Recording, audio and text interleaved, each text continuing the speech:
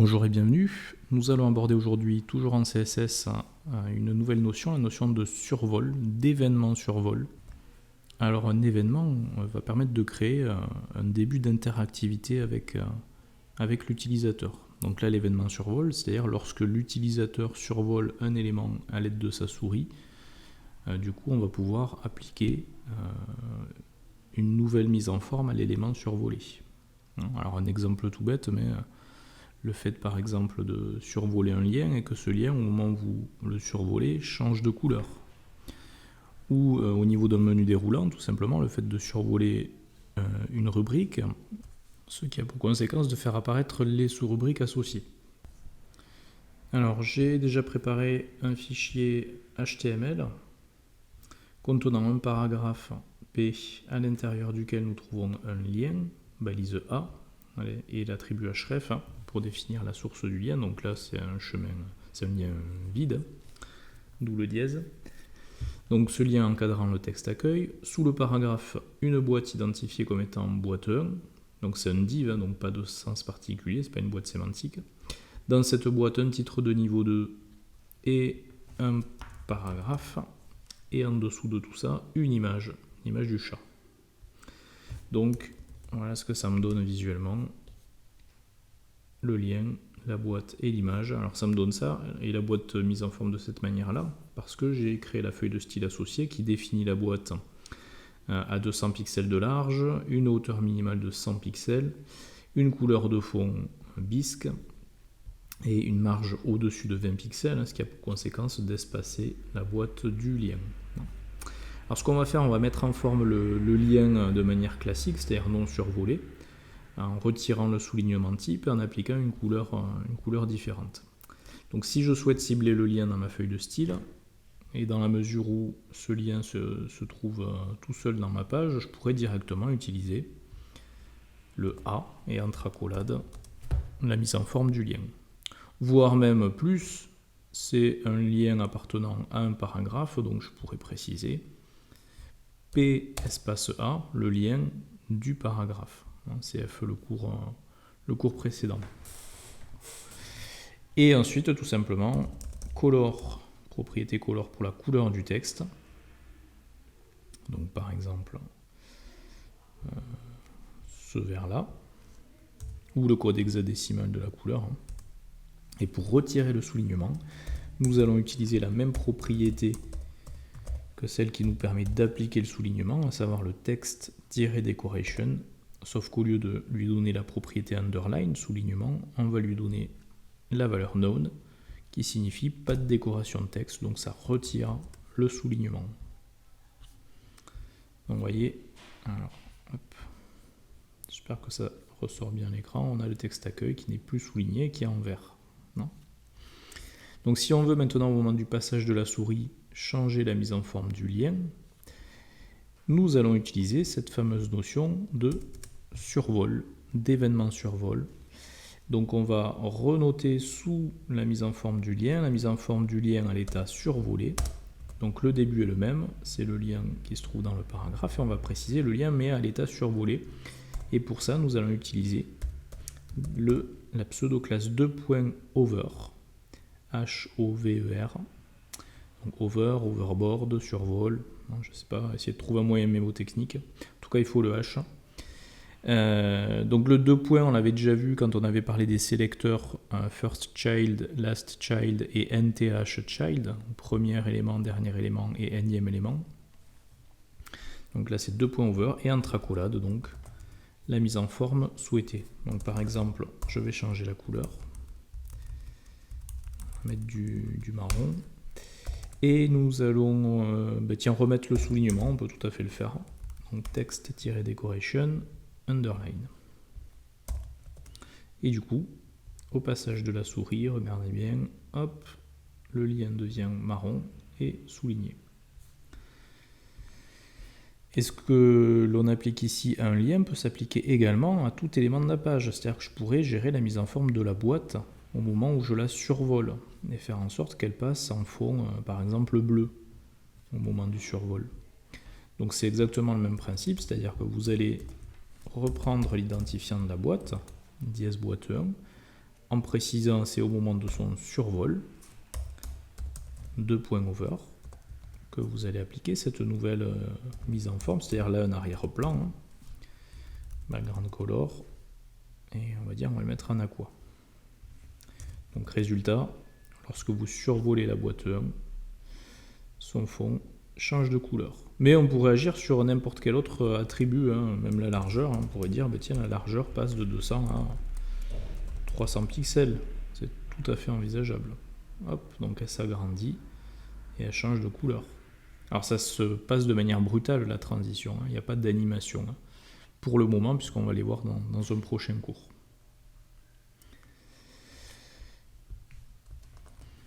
Alors petite amélioration que l'on pourrait apporter, c'est le fait au moment du survol de faire apparaître le curseur de doigt. Comme pour les liens, vous voyez quand je survole les liens, j'ai la main qui apparaît. C'est pas le cas du coup ici quand je survole la boîte. Donc si vous souhaitez faire apparaître le curseur au moment du survol, à ce moment-là, vous pouvez préciser la propriété cursor qui permet de changer le type de curseur. Et celui qui permet d'obtenir le doigt, c'est le pointeur. Donc cursor de pointeur. Regardez, du coup, fait apparaître la main, hop, au moment du survol de la boîte. Et donc l'image, même principe, je pourrais très bien appliquer donc à mon image une mise en forme, une transformation au moment de son survol. Donc vu que j'ai pas de classe ou d'identifiant appliqué à l'image, je vais la manipuler en utilisant en CSS le nom de la balise, c'est-à-dire IMG. Et en tracolade, par exemple, on va modifier sa taille aussi, on va l'agrandir. 500 pixels. Donc, oups, alors attendez, au moment de son survol, hein, donc ce que j'ai oublié, le plus important, le 2.over, le survol de l'image. Hop, voilà, vous voyez que quand je survole l'image se trouve agrandie, et quand je la désurvole, elle se remet à sa taille d'origine. Voilà le mécanisme. Alors concernant les liens, on peut gérer autre chose que le hover. Je dis bien concernant les liens uniquement. Hein. Pourquoi? Parce qu'on pourrait aussi gérer la mise en forme des liens visités. Hein. Comment ils vont être mis en forme, ceux qui ont déjà été vus. Donc des liens survolés, des liens non visités, donc c'est les liens par défaut. Et enfin, la mise en forme des liens actifs, c'est-à-dire au moment où le clic est enfoncé sur le lien. Alors pour ça, on va utiliser les pseudo-classes, donc toujours 2.over pour le survol, mais 2.active pour le lien au moment où le clic est enfoncé sur le lien, le 2.visited pour les liens visités, et le 2.link pour les liens traditionnels, c'est-à-dire non survolés, non visités et non actifs. Mais attention, il faut respecter à ce moment-là en CSS un ordre d'apparition. Alors pour se rappeler de l'ordre, on a une méthode qui est la méthode love-hate. Rappelez-vous, love-hate, donc amour-haine. Donc L et V issus de love, H et A issus de hate. Et donc le L pour link, les liens classiques non visités. V pour visited, les liens visités. H pour over, les liens survolés. Et A pour active, les liens au moment où on a le clic enfoncé sur le lien. Donc voilà, ça c'est dans l'ordre, dans cet ordre-là, donc link, visited, over et active, que l'on doit respecter donc, dans le CSS pour que ça marche correctement, autrement ça ne marchera pas. Donc du coup, je pourrais avoir ici le A de point link, donc la mise en forme des liens classiques qui n'ont pas encore été visités. Et donc on applique la mise en forme de base qu'on a effectuée tout à l'heure. Ensuite, on enchaîne avec le V de love, donc le V pour visited, donc A 2.visited, n'oubliez pas le D, et entre accolades la mise en forme que l'on appliquera à ce lien une fois qu'il aura été visité. Donc par exemple, on va en changer la couleur, on va le mettre à mauve, et blue violet, voilà. Et la mise en forme,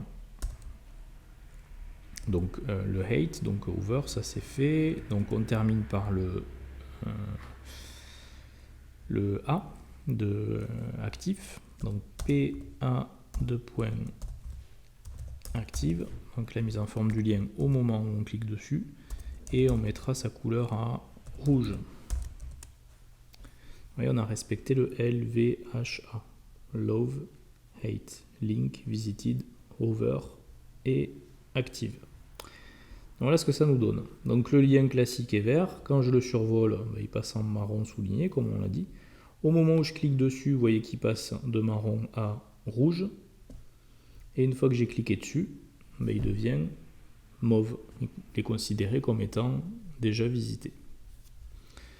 Donc voilà pour les liens, les pseudo-classes appliquées aux liens. Et seul le 2.over est donc applicable aux autres balises. Ce que je vous propose maintenant, c'est de mettre en application ce 2.over. Donc pour ça, je vais prendre un nouvel exemple. L'exemple justement d'un menu déroulant.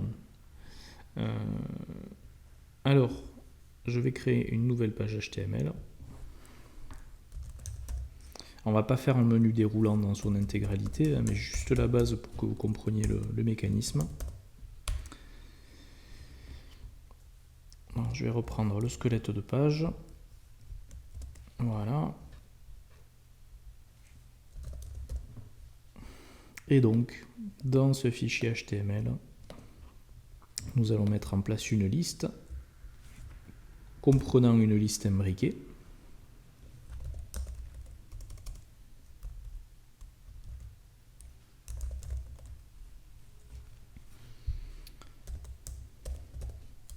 Allez, boutique, accueil,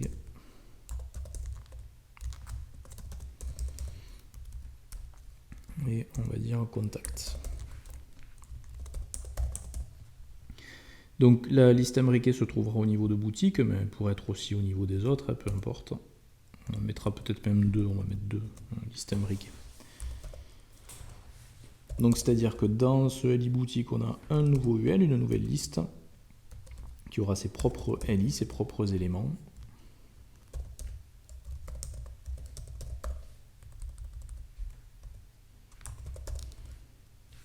Hop.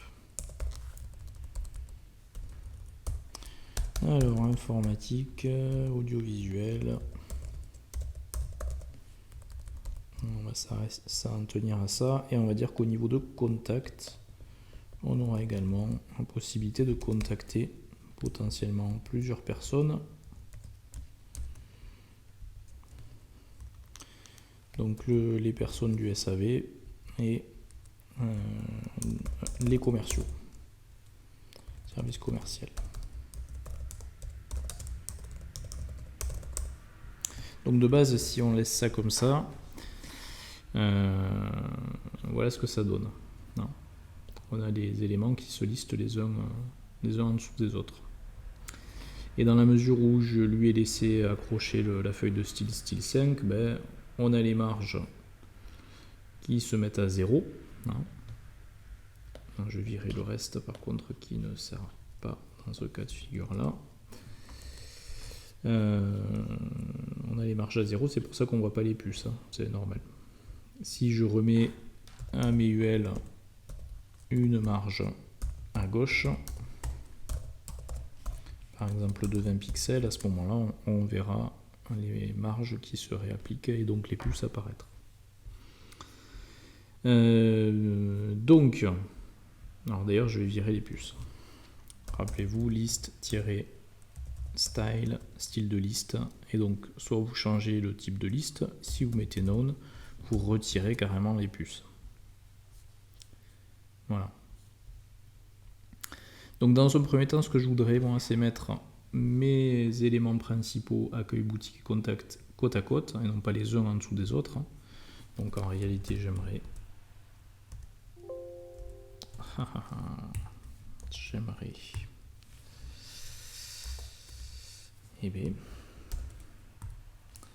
avoir donc ici accueil, ici boutique, ici contact, et donc que puisse se dérouler ici informatique, audiovisuel, et ici SAV et commercial. Donc voilà le principe. Donc si je veux que mes éléments principaux se mettent côte à côte, il va donc falloir que je les dimensionne pour qu'ils aient la place de se mettre côte à côte. Donc les éléments, je vous rappelle que ce sont les LI. Hein. Donc je vais utiliser ici LI. Je vais donc leur donner une largeur. Allez, on va partir sur 150 pixels. Non, normalement, ça vous le définissez sur votre wireframe, voire sur votre design graphique, votre maquette graphique dans Photoshop. On va leur attribuer aussi une hauteur.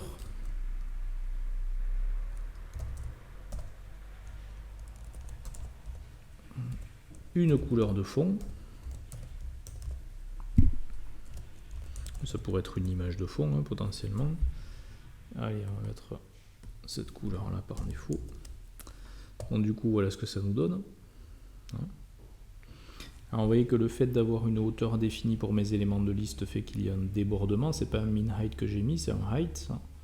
Donc, informatique audiovisuel se superpose à contact, ce qui est tout à fait normal. Si ensuite je veux ces éléments de liste côte à côte, à ce moment-là, je peux les mettre en float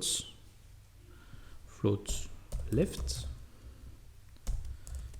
Ils sont flottants et se mettent côte à côte. Ou alors un display inline block, pour qu'ils se mettent également en ligne, mais en conservant les propriétés de taille des blocs, width et height. Alors moi je vais laisser du float, je vais les espacer en leur appliquant des marges à droite, margin, right, marge à droite, on va les espacer de 10 pixels. Voilà ce que ça donne. Nous allons maintenant mettre en forme les listes imbriquées. Alors surtout au démarrage, c'est-à-dire qu'on va dire au démarrage elles ne sont pas visibles. Alors ça peut très bien être ne pas les afficher et puis les afficher au moment où on survole, comme ça peut bien être aussi les mettre à l'extérieur de l'écran et au moment où on survole, les faire descendre pour qu'elles apparaissent. Donc changer juste la notion de position de ces listes imbriquées. Donc tout dépend comment derrière vous souhaitez que l'effet animé se crée. Alors sachant que là on ne va pas gérer l'aspect animation, hein, ça sera fait dans un second temps quand on aura vu la propriété correspondante. En tout cas, si l'idée c'est de faire descendre le menu, ça veut dire qu'il faut au départ qu'il soit au-dessus de l'ensemble et au moment du survol qu'il soit positionné au bon endroit. Donc on va utiliser la notion de positionnement qu'on a pu voir précédemment. Et on va positionner donc les listes imbriquées, pas la liste première. Alors comment on cible les listes imbriquées? Alors, regardons comment c'est fichu. Donc la liste imbriquée, c'est par exemple celle-ci, donc c'est ce UL qui se trouve à l'intérieur d'un LI. Donc une liste imbriquée, pour y accéder en CSS, ce sera LI espace UL, donc le UL se trouvant à l'intérieur d'un LI. Et qu'est-ce qu'on va lui dire? On va lui dire qu'elle est positionnée de manière absolue. Alors attention, on veut qu'elle se positionne de manière absolue, mais relativement à l'élément de liste parent, ce qui veut dire que l'élément de liste parent doit être lui positionné de manière relative. Donc les LI, ici, qu'on avait déjà définis, devront être en position relative de manière à ce que les listes imbriquées soient positionnées de manière absolue, mais par rapport donc à ces éléments de liste principaux. Autrement, les listes imbriquées vont toutes se positionner au même endroit et par rapport à la fenêtre. Et on va dire donc au démarrage, la liste imbriquée, elle est en dehors de l'écran, donc on va lui mettre une valeur top négative pour que ça sorte de l'écran. À partir de la gauche donc du LI, ce sera collé à la gauche du LI, donc en left 0. Et on dira qu'au moment où on survole donc les éléments de liste principaux, les listes imbriquées reviendront en top visible. Donc ça nous donnera UL LI de point over, donc quand je survole les éléments de liste, espace UL, donc les listes qui sont imbriquées à l'intérieur des éléments de liste survolés, vont se voir réappliquer un top, qui sera lui non pas négatif. On va faire un top de 0 par exemple. Alors on va faire un top même de 20, vous voyez, pour que la liste imbriquée se mette juste en dessous de l'élément de liste. Et l'élément de liste faisant 20, donc le top sera de 20 pixels. Hop. Vous voyez apparaître les sous-éléments. Alors on va peut-être changer leur couleur. Donc les éléments de liste, ils ont une couleur aquamarine. Il faudrait maintenant cibler les éléments de liste imbriqués. Donc ce serait li espace ul espace li, donc les éléments de liste des listes imbriquées. Et du coup, on va pouvoir appliquer une couleur différente.